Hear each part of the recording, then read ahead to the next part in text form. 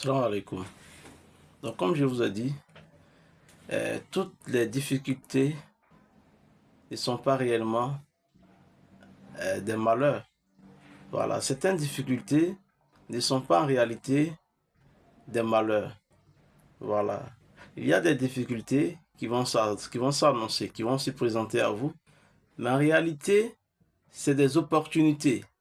Voilà, c'est des opportunités. Donc, les frères de Youssouf ont voulu faire du mal à Youssouf, ou bien on peut dire même qu'ils ont fait du mal à Youssouf, parce qu'ils ont été jaloux. Ils ont cherché à le tuer, ils ne l'ont pas tué, donc ils ont cherché à l'écarter.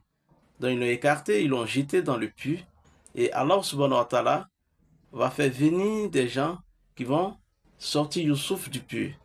Et Youssouf sera vendu. À qui? Celui qui l'acheta en Égypte dit alors à sa femme, sois généreuse en l'accueillant. Vous voyez, il est détesté par ses frères parce qu'ils sont jaloux. Pourquoi? Parce que Youssouf est beaucoup aimé, apprécié de son père, par son père. Donc, ils lui ont mis les bâtons dans les roues, ils lui ont créé toutes les difficultés, les problèmes. Ceux qui l'ont récupéré n'ont pas connu sa valeur. Ils ne savaient pas qui était cette personne. Ils l'ont vendu à vil prix. Youssouf vers la gloire, mais pas une gloire facile, hein, avec des difficultés encore, avec des épreuves. Mais cette fois-ci, ça sera une autre forme d'épreuve. Il a eu d'abord l'épreuve de ses proches même, ses frères. Maintenant, deuxième étape, il va vivre maintenant les épreuves de l'extérieur, c'est-à-dire les épreuves de dehors, de la société. Youssouf sera maintenant chez le roi. Celui qui l'acheta en Égypte dit alors à sa femme, sois généreuse en l'accueillant.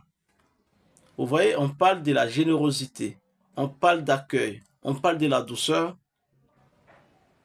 Il nous sera peut-être utile ou nous pourrions l'adopter comme fils.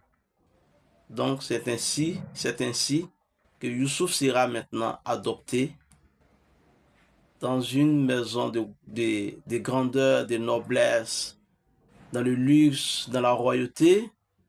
Voilà, et maintenant, il va faire face encore à d'autres problèmes, à d'autres épreuves.